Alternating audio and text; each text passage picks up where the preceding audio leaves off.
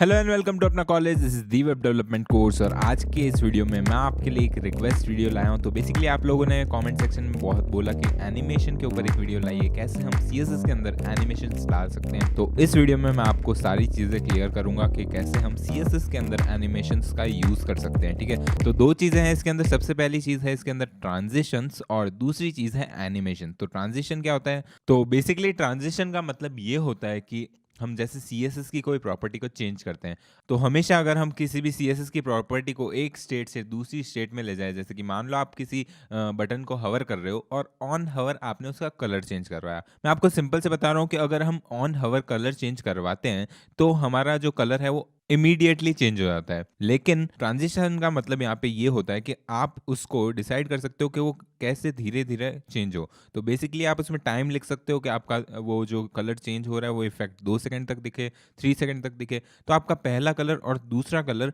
Change होते हुए आपको दिखेगा और जितना भी टाइम पीरियड आप सेलेक्ट करोगे उतने टाइम पीरियड तक वो आपको ऐसे दिखेगा। तो वो काफ़ी कूल लगता है। अब एक सेकंड, उससे पहले कि हम देखें कि कैसे हम ट्रांजिशन का यूज़ कर सकते हैं सीएसएस के अंदर, पहले हम देख लेते हैं कौन कौन सी वो प्रॉपर्टीज़ है जो कि ट्रांजिशन के लिए यूज़ कर सकते हैं। बेसिकली एनिमेशन और ट्रांजिशन के लिए कुछ प्रॉपर्टीज़ हैं, उन्हीं को हम चेंज करवा सकते हैं स्टेट के अंदर।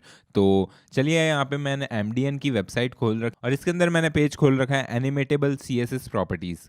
ठीक है, तो इसके अंदर आपको दे रखी है बहुत सारी इंपॉर्टेंट प्रॉपर्टीज़ जो कि हम यूज़ कर सकते हैं। मतलब बेसिकली इसके अंदर आप यहाँ पे अगर बॉर्डर कलर चेंज करोगे तो आप स्टेट के अंदर बॉर्डर कलर लिख सकते हो और जैसे जैसे आपका बॉर्डर कलर चेंज होगा वो ट्रांजिशन आपको दिख जाएगा। तो ये सारी प्रॉपर्टीज़ है, इनको आप यूज़ कर सकते हो और इनके साथ में अपना एनिमेशन बना सकते हो। ठीक है, तो ट्रांजिशन यूज़ करने के लिए हम यूज़ करेंगे ट्रांजिशन प्रॉपर्टी का। ठीक है, और इसके अंदर सबसे पहले मैं बता देता हूँ ट्रांजिशन प्रॉपर्टी के बारे में। तो ये एक शॉर्ट हैंड प्रॉपर्टी है। ठीक है, और इसके अंदर सबसे पहले आप बताओगे अपना जो भी ट्रांजिशन की प्रॉपर्टी बताना चाहते हो। जैसे कि मैंने आपको एनिमेटेबल सीएसएस प्रॉपर्टीज़ बताई थी, तो उसके अंदर जितनी भी प्रॉपर्टीज़ है उसमें से कोई भी प्रॉपर्टी आप यहाँ पे लिख सकते हो। ठीक है, जो भी आपको अप्लाई करनी हो। उसके बाद में आप लिखोगे टाइम, जैसे कि 1 सेकंड, 2 सेकंड, तो जितना भी आपको टाइम देना हो आप वहाँ दे सकते हो। और उसके बाद में हम बताते हैं वो फंक्शन जो कि हमको लगाना है। तो बेसिकली यार इसके अंदर अलग अलग टाइप के फंक्शन होते हैं जिससे आप बता सकते हो कि आपका जो एनिमेशन है वो किस हिसाब से जाए। मतलब स्टार्टिंग में स्लो, बाद में फास्ट, या फिर बाद में स्लो स्टार्टिंग में फास्ट, और बहुत अलग अलग तरह के यहाँ पे हमारे ट्रांजिशंस है। ठीक है, तो आप उनमें से किसी का भी यूज़ कर सकते हो। और लास्ट में आता है डिले। तो आप बेसिकली उसमें भी टाइम ही लिखोगे जितने टाइम बाद आपको आपका एनिमेशन दिखाना है। ठीक है, तो ये 4 प्रॉपर्टीज़ है जिसका आप यूज़ करेंगे ट्रांजिशन के लिए, है ना। और इनको आप अगर शॉर्ट हैंड में ना यूज़ करना चाहो तो हमारी अलग अलग प्रॉपर्टीज़ भी है, जिसमें सबसे पहले मैं अगर बताऊँ तो ट्रांजिशन डिले है, जो कि हम डिले के लिए यूज़ करेंगे। सिंपल सी बात है ना। फिर ट्रांजिशन ड्यूरेशन है, जो कि मैंने आपको बताया कि कितने ड्यूरेशन तक आपका ट्रांजिशन दिखना चाहिए वो आप उसमें बताओगे। फिर आता है हमारी ट्रांजिशन प्रॉपर्टी,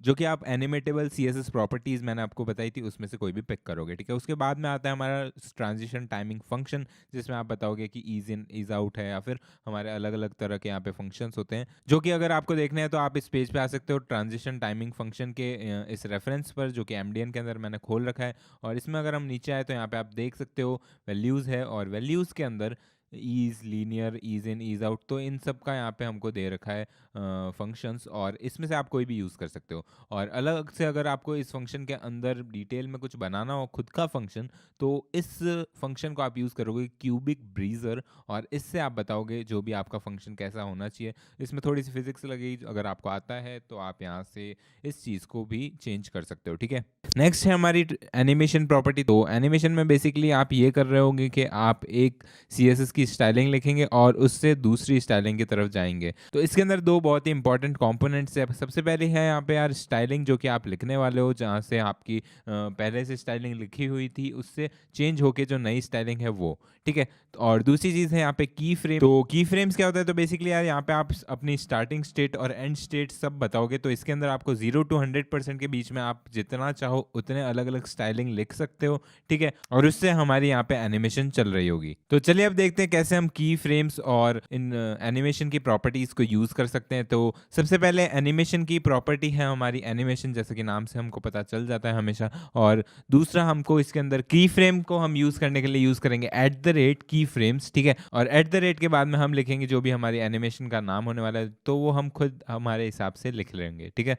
उसके बाद में मैं एनिमेशन प्रॉपर्टी के बारे में बताता हूँ। तो ये एक शॉर्ट हैंड प्रॉपर्टी है और इसके अंदर सबसे पहली चीज़ हमारी एनिमेशन नेम होगी, जो कि हम लिख रहे होंगे। जो भी आप एनिमेशन का नाम लिखोगे वही सेम आपको की फ्रेम में लिखना है और उसी सेम एनिमेशन को आपको एनिमेशन प्रॉपर्टी के अंदर नेम में लिखना है। फिर आपका एनिमेशन ड्यूरेशन है, कितने लंबा आपको एनिमेशन चलाना है। और नेक्स्ट आता है एनिमेशन टाइमिंग फंक्शन, जो कि आपको मैंने बताया था ease in ease out transition वाले सेक्शन में, ठीक है। और फिर आता है एनिमेशन डिले, जो कि ट्रांजिशन डिले जैसा का जैसा सेम टू सेम है। और फिर है एनिमेशन इटरेशन काउंट। तो इसके अंदर बेसिकली आप उस एनिमेशन को कितनी बारी चलाना चाहते हो वो लिख सकते हो। तो बेसिकली एक बार, दो बार, तीन बार, जितनी बार भी आप चलाना चाहो वहाँ पे आप नंबर लिख दो, या फिर आप लूप में चलाना चाहो तो इनफाइनाइट लिख सकते हो, ठीक है।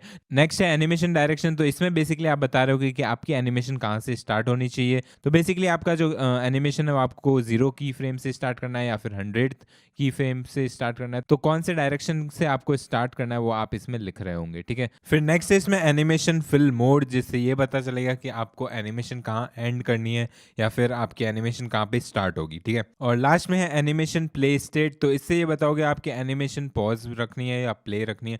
तो उससे हमारी एनिमेशन या तो रुक जाएगी या फिर चलने स्टार्ट हो जाएगी। तो कहीं पे भी आपको रोकना है तो आप अचानक से इस प्रॉपर्टी का यूज़ कर सकते हो और वो आपकी एनिमेशन जो है वो रुक जाएगी, ठीक है। तो चलिए इसको एक बार कोड करके देख लेते हैं। तो मैं यहाँ पे VS कोड खोल चुका हूँ और इसके अंदर मैंने एक नई फाइल बनाई है animation.html नाम की, और यहाँ पे मैंने बॉयलर प्लेट कोड डाल रखा है। फिर हम इसके अंदर सबसे पहले डिव बना देते हैं और उस डिव के अंदर मैं एक बॉक्स बनाने वाला हूँ। फिर उस बॉक्स के साथ हम कुछ खेलेंगे। बेसिकली मैं उस बॉक्स को बड़ा छोटा करूँगा ऑन हवर पे और उसके अंदर कुछ ट्रांजिशन हो रहा होगा, ठीक है। तो देखते हैं कैसे हम इसको कर सकते हैं। तो बॉक्स की सबसे पहले हम एक क्लास डाल देंगे और क्लास में मैंने लिखा है गोला, ठीक है, क्योंकि मैं इसको बॉक्स से एक गोले में कन्वर्ट करने वाला हूँ ऑन द ट्रांजिशन ऑफ हवर, ठीक है। तो एक बार मैं स्टाइल टैग खोल देता हूँ हेड टैग के अंदर। फिर मैं इसके अंदर एक क्लास सेलेक्टर डाल देता हूँ जिसका नाम है गोला। तो हम इसके अंदर एक सेलेक्टर का यूज़ करेंगे और फिर मैं इसमें विड्थ दे देता हूँ 100 पिक्सल, हाइट 100 पिक्सल और बैकग्राउंड रेड, ठीक है। सेव कर देते हैं, एक बार आउटपुट देख लेते हैं। और यहाँ पे आप देख सकते हो एक बॉक्स बना हुआ है जिसकी कलर रेड है और हाइट और विड्थ है 100 पिक्सल, ठीक है। नेक्स्ट यहाँ पे हमको एक हवर का सेलेक्टर बनाना है, तो मैंने लिखा गोला और फिर लिखा कॉलन हवर, ठीक है। अब इसके अंदर हम लिखने वाले हैं एक ट्रांजिशन। तो ट्रांजिशन को लिखने के लिए हम सबसे पहले ऊपर वाली क्लास में आ जाते हैं और यहाँ पे हम लिख देते हैं ट्रांजिशन। और फिर जो भी हमको ट्रांजिशन करवाना होगा उसको मैं ऑन हवर पे करवाना चाहता हूँ। फिर ट्रांजिशन के अंदर हम लिखेंगे विड्थ 2 सेकंड। तो बेसिकली यार 2 सेकंड के अंदर हमारी विड्थ चेंज हो रही होगी और ऑन हवर पे होगी, तो ऑन हवर के अंदर हमको विड्थ वाली प्रॉपर्टी यूज़ करनी और फिर हमने इसके अंदर साइज दे दी 300 पिक्सल।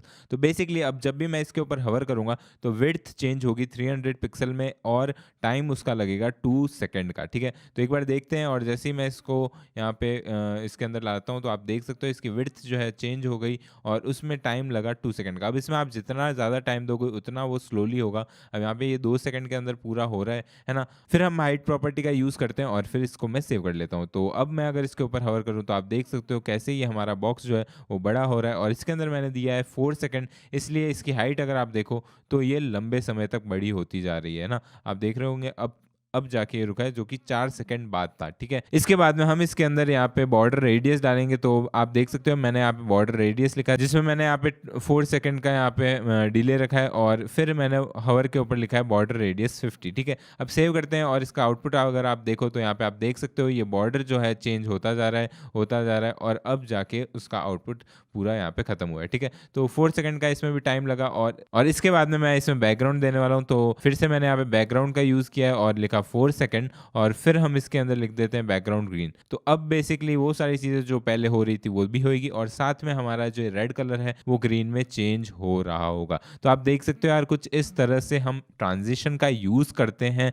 CSS के अंदर। अब नेक्स्ट चीज़ है हमारी एनिमेशन। तो एनिमेशन के लिए हम एक न्यू फाइल बना देते हैं। तो मैंने यहाँ पे एक नई फाइल बना रही है और उसका नाम मैंने रखा है animation1.html, ठीक है। अब इसके अंदर मैंने कुछ ऑलरेडी कोड डाल रखा है। तो बेसिकली मैंने एक A टैग यूज़ किया है और उसके अंदर मैंने एक बटन बनाया लोडिंग नाम का, ठीक है। अब इस बटन के अंदर मैंने बहुत सारी प्रॉपर्टीज़ यूज़ करी। आप पॉज करके इस प्रॉपर्टीज़ को लिख लीजिए एक बार अपने टेक्स्ट एडिटर के अंदर, और ऐसा सा आपका आउटपुट आ रहा होगा, ठीक। तो सबसे पहले हम इसके अंदर की फ्रेम्स लिखेंगे और उसके बाद में हम एनिमेशन का नाम लिखेंगे। तो मैंने यहाँ पे बाउंसिंग एनिमेशन बनानी है, तो इसके लिए मैंने नाम रखा है बाउंसिंग, ठीक है। उसके बाद में मैं कर्ली ब्रेसेस खोल देता हूँ और फिर हम 0% के अंदर कुछ स्टाइल्स ऐड कर लेते हैं। तो बेसिकली 0% के अंदर मैं इसको बॉटम में रख रहा हूँ 0, और उसके बाद में हम एक बॉक्स शेडो दे देंगे इसके अंदर। तो मैंने 0 और 0 रखा है अपने राइट लेफ्ट में, और फिर मैंने 5 पिक्सल कर दिया, ठीक है। उसके बाद में हम इसकी ट्रांसपेरेंसी घटा देते हैं। तो बेसिकली बॉक्स शेडो का कलर जो होगा वो होगा ब्लैक,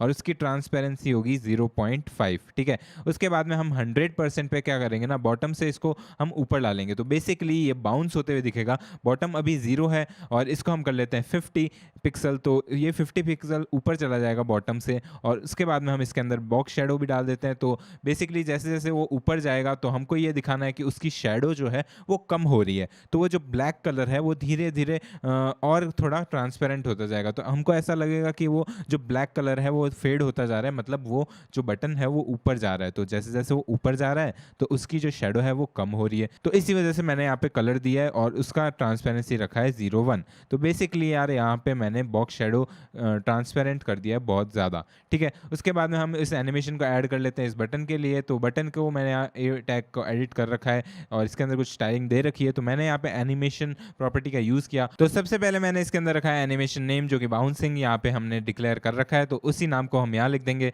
उसके बाद में हम इसके अंदर ड्यूरेशन दे देंगे, जो कि मैंने दी है 0.5 सेकंड। तो 0.5 सेकंड के बीच में हमारा पूरा एनिमेशन यहाँ पे दिख रहा होगा। तो उसके बाद में हम इसके अंदर एक टाइमिंग फंक्शन दे देंगे। तो मैंने लिखा है ईज, फिर हम इसके अंदर डिले दे देते हैं। तो डिले में मैंने रखा है 0 सेकंड, क्योंकि हम बिल्कुल भी डिले नहीं करवाना चाहते। और उसके बाद में हमको कितनी बार ये एनिमेशन करवानी है, तो बेसिकली यार मैंने यहाँ पे लिखा है इनफाइनाइट टाइम्स। तो हमारी एनिमेशन कभी रुकने नहीं वाली, वो हमेशा चलती रहेगी। और इसके बाद में हमने यहाँ पे डायरेक्शन दिया है, तो वो है अल्टरनेट, और लास्ट में हम दे देते हैं फिल्म मोड, जो कि है बोथ। अब इसके बाद में आप यहाँ पे प्ले स्टेट भी दे सकते हो, जैसे कि रनिंग या पॉज।